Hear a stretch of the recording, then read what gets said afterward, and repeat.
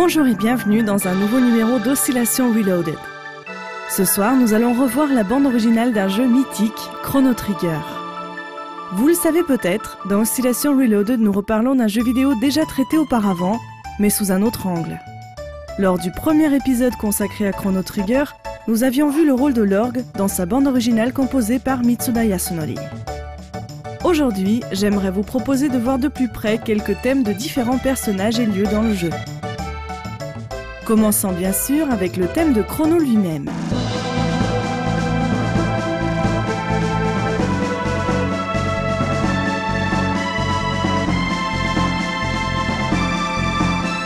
Quatre éléments importants sont mélangés ici. Une caisse claire et un rythme militaire à la base de la composition symbolisent le combat et l'héroïsme de ce personnage.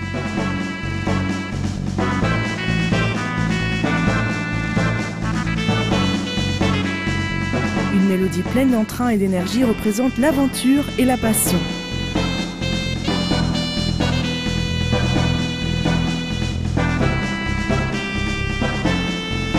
Les petites figures répétitives au synthé symbolisent le voyage.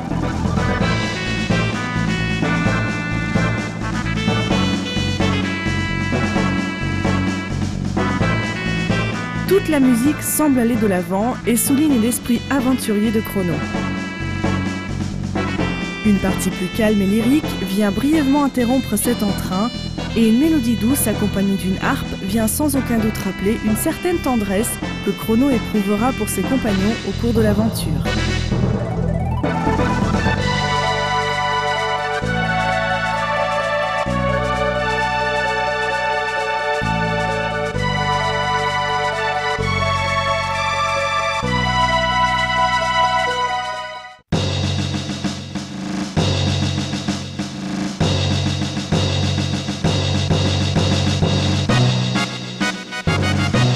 Nous retrouvons la caisse claire et son rythme militaire dans le thème de Guardia Castle. Ici, il est accompagné de fanfares aux trompettes et son caractère héroïque et guerrier s'en trouve renforcé.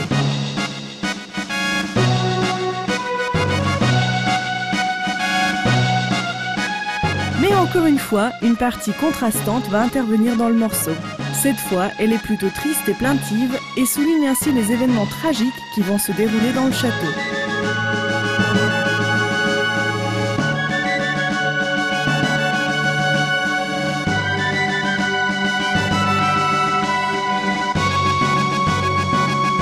Le caractère militaire d'une grande partie de Chrono Trigger transparaît bien sûr également dans le thème de Kaeru, Frog dans la version anglophone.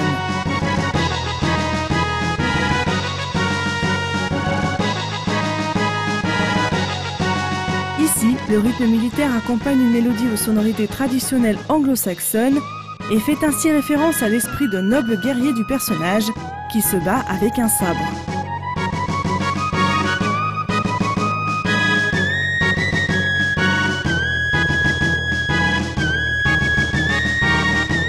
Un autre thème marquant dans Chrono Trigger est incontestablement celui qui accompagne la scène devant le tribunal vers le début du jeu.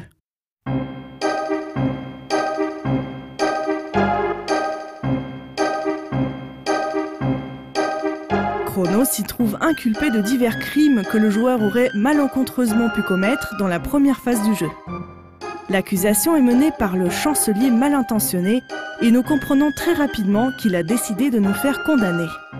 Notez comment deux styles musicaux sont mélangés ici.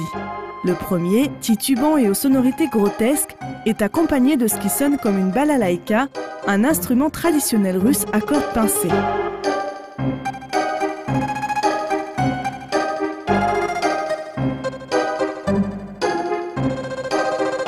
En dehors de sa représentation de la personnalité du chancelier, j'ose avancer ici que le morceau porte en fait des traits slaves et fait ainsi référence aux méthodes juridiques parfois douteuses pratiquées en ancienne Union soviétique.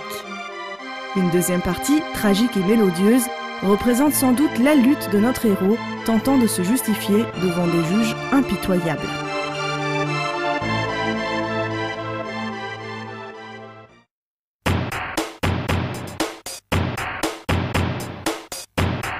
Nous devons bien sûr au moins mentionner le thème de robot et, sans aucun doute possible, il s'agit ici de toute évidence d'un plagiat pur et dur de la célèbre chanson Never Gonna Give You Up, chantée par Rick Astley, et devenue un phénomène sur Internet grâce à l'invention du Rickroll.